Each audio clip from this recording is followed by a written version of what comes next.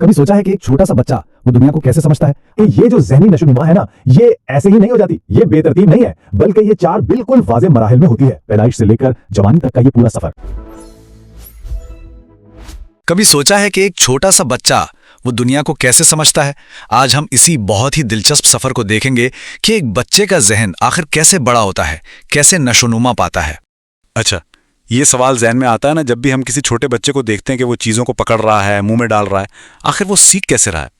تو اس سوال کا جواب ایک بہت ہی اہم تصور میں ہے جسے کہتے ہیں ادراکی نشوونما، یعنی کوگنیٹو ڈیولپمنٹ۔ سیدھے لفظوں میں یہ وہ پورا پروسیس ہے جس سے ہماری سوچنے، سمجھنے اور یاد رکھنے کی صلاحیتیں وقت کے ساتھ ساتھ بنتی ہیں اور بہتر ہوتی ہیں۔ اور سب سے مزے کی بات یہ ہے کہ یہ جو ذہنی نشوونما ہے نا، یہ ایسے ہی نہیں ہو جاتی، یہ بے ترتیب نہیں ہے، بلکہ یہ 4 بالکل واضح مراحل میں ہوتی ہے۔ سمجھ لیں گے جیسے ایک عمارت کی تعمیر ہوتی ہے، ایک ایک منزل کر کے۔ تو چلیں تیار ہو جائیں، ہم اس سفر کے 4 مراحل کو ایک ایک کر کے دیکھتے ہیں، پیدائش سے لے کر جوانی تک کا یہ پورا سفر۔ ٹھیک ہے، تو سب سے پہلا مرحلہ ہے سینسوری موٹر سٹیج، یعنی پیدائش سے لے کر 2 سال کی عمر تک۔ اس وقت بچے کے لیے دنیا کیا ہے؟ دنیا ہے جو وہ دیکھ سکتا ہے، چھو سکتا ہے، سن سکتا ہے، یعنی وہ اپنے حواس اور اپنے ایکشنز کے ذریعے ہی سب کچھ سیکھ رہا ہوتا ہے۔ یا ایک بہت ہی بڑی ڈیولپمنٹ ہوتی ہے جسے کہتے ہیں آبجیکٹ پرماننس، یعنی بچہ یہ سمجھنا شروع کر دیتا ہے کہ اگر کوئی چیز اس کی نظروں کے سامنے نہیں بھی ہے تو بھی وہ موجود ہے۔ وہ پیکابو والا کھیل تو سب نے دیکھا ہی ہوگا نا، بس یہ وہی کانسیپٹ ہے۔ یہ ایک بہت بڑی ذہنی چھلانگ ہے۔ اس کا مطلب ہے کہ بچے کی یادداشت اب بننا شروع ہو گئی ہے۔ چلیں اب آگے بڑھتے ہیں۔ 2 سے 7 سال کی عمر، یعنی پری آپریشنل سٹیج۔ اب دنیا صرف چھونے اور دیکھنے والی چیزوں تک نہیں رہتی، نہیں، اب تخیل کی، امیجنیشن کی اور زبان کی ایک بالکل نئی دنیا بچے کے سامنے کھل جاتی ہے۔ اس عمر میں بچے علامتی سوچ کا استعمال شروع کرتے ہیں۔ مطلب یہ کہ ایک ڈبرا ان کے لیے کار بن سکتا ہے، ایک چھڑی تلوار بن سکتی ہے۔ وہ اپنی گڑیا سے ایسے باتیں کرتے ہیں جیسے وہ سچ میں زندہ ہوں۔ یہ ایک بہت اہم شفٹ ہے، جسمانی دنیا سے اب وہ ذہنی اور خیالی دنیا میں قدم رکھ رہے ہیں۔ اچھا جی، تو اب آتے ہیں تیسرے مرحلے پر، 7 سے 11 سال کی عمر۔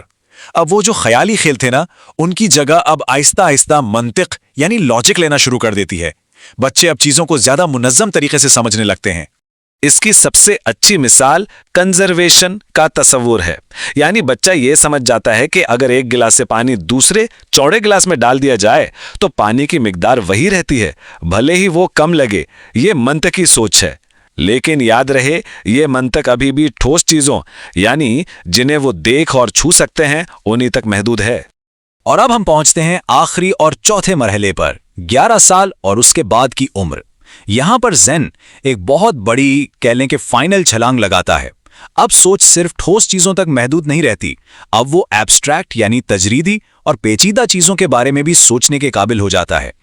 تو اب وہ صرف سامنے رکھی چیزوں کے بارے میں نہیں سوچتے، بلکہ انصاف کیا ہے، اخلاقیات کیا ہوتی ہیں، مستقبل کے بارے میں پلاننگ، ان سب پیچیدہ خیالات کو سمجھنے لگتے ہیں۔ اور ہاں، ان کی پرابلم سالونگ کی جو صلاحیت ہے وہ بہت منظم، بالکل ایک سائنٹسٹ کی طرح ہو جاتی ہے۔ تو ہم نے یہ 4 سٹیجز تو سمجھ لیے، لیکن سوال یہ ہے کہ اس سب کو جاننے کا فائدہ کیا ہے؟ یہ تھیوری والدین اور ٹیچرز کے لیے عملی طور پر کیوں اہم ہے؟ دیکھیں، اس کا سب سے بڑا فائدہ یہ ہے کہ ہم سکھانے کے طریقے کو بچے کی ذہنی سطح کے مطابق ڈھال سکتے ہیں۔ مثال کے طور پر ایک 8 سال کا بچہ جو کانکریٹ آپریشنل سٹیج میں ہے، اسے ایبسٹریکٹ ریاضی کے فارمولے سمجھائیں گے تو شاید اسے مشکل ہو، لیکن اگر اسے بلاکس استعمال کر کے وہی چیز سمجھائی جائے تو وہ فوراً سمجھ جائے گا۔ تو پھر سوال یہ اٹھتا ہے کہ ہم اس نشوونما کو بہتر بنانے میں مدد کیسے کر سکتے ہیں؟ چلیں کچھ عملی طریقوں پر نظر ڈالتے ہیں۔ بہت آسان ہے۔ سب سے پہلے تو بچوں کو کھیل کے ذریعے سیکھنے دیں، پلے بیس لرننگ بہت ضروری ہے۔ پھر تصویری کتابوں جیسے ویژول ایڈز کا استعمال کریں۔ جب وہ تھوڑے بڑے ہوں تو نئے کانسیپٹس کو ان کی روزمرہ کی زندگی سے جوڑیں، اور جب وہ اور بڑے ہو جائیں تو گروپ ایکٹیویٹیز اور بحث و مباحثے کو فروغ دیں۔ ہر سٹیج کا اپنا ایک طریقہ ہے۔ اچھا، اب ذرا مستقبل کی طرف دیکھتے ہیں۔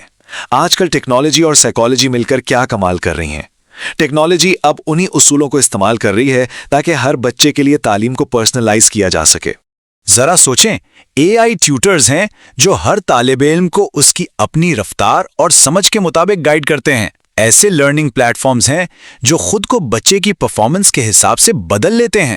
اور ہاں، گیمیفیکیشن یعنی سیکھنے کو ایک کھیل کی طرح دلچسپ بنانا، یہ سب ٹیکنالوجی کے ذریعے ممکن ہو رہا ہے. تو آخر میں ایک سوال پر بات ختم کرتے ہیں. اگر ہم واقعی سچ میں ہر ایک بچے کے سیکھنے کے مرحلے کو سمجھ لیں تو ہماری تعلیم کا نظام کیسا ہوگا؟ اسکول کیسے ہوں گے؟